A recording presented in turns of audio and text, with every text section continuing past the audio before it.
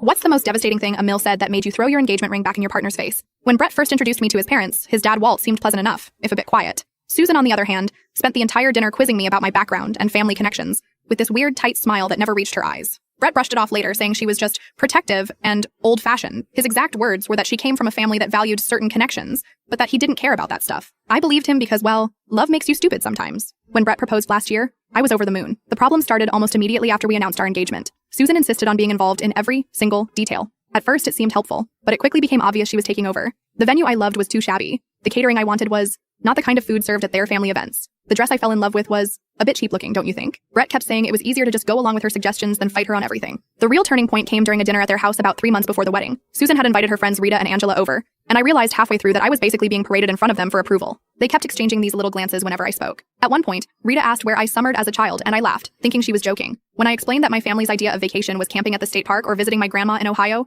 the table went silent. After dinner, Susan cornered me in the kitchen while I was helping clean up. She started with what seemed like casual conversation about Brett's ex-girlfriend Melissa. Then she mentioned how Brett had always been destined for great things, and how she hoped I wouldn't hold him back. When I asked her what exactly she meant by that, she dropped all pretense. She told me that while I seemed nice enough, I clearly wasn't from the right sort of background to help Brett's future. That my lack of refinement would eventually embarrass him in important circles. I was so shocked I couldn't even respond at first. When I finally told her she was being incredibly rude, she just laughed and said something about how my defensiveness proved her point. She said Brett deserved someone who could match his potential, not drag him down. I walked out of the kitchen and immediately told Brett we needed to leave. In the car, I was shaking as I told him everything his mother had said. I expected outrage, anger on my behalf, something. Instead, he got quiet and said she didn't mean it like that, and that she was just worried about our future. He asked if maybe I had misunderstood her tone. That night was our first major fight. I couldn't believe he was defending her behavior. Apparently, she'd been filling his head with doubts about whether I would fit in with the future he imagined. He was actually listening to her. It all came to a head when Susan invited us over for another dinner, supposedly to clear the air. Brett practically begged me to go, saying she wanted to apologize. Like an idiot, I believed him and went.